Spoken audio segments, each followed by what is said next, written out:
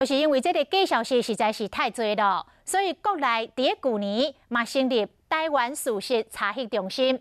华视新闻更加甲查核中心来合作，主报甲记者总动员，成立拍假特工队，要为社会大众破除谣言甲假消息。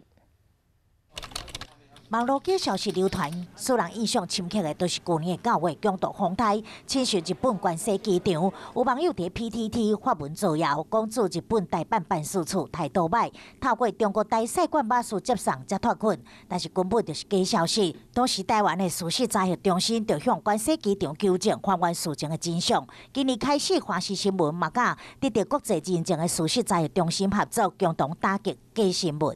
一定要做到合理查证跟平衡报道，一定要遵守这样2个原则，这样的新闻才可以发布嘛。所以华视新闻其实一直都往这个方向在努力当中。那也因为做了事实查核之后，我发现在台湾其实更急迫的需要一个愿意真实、公正、中立来报道新闻的新闻媒体。那华视新闻就是现在我们正在往这个方向努力。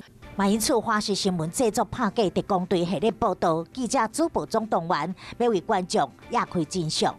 最近新闻不断被转传，说有6大食物在冰箱会越冰越毒。现在的电脑断层仪器呢，辐射量都已经大幅的降低了。网络传言中午过后就别吃地瓜了，因为中午过后人的身体新陈代谢开始变慢。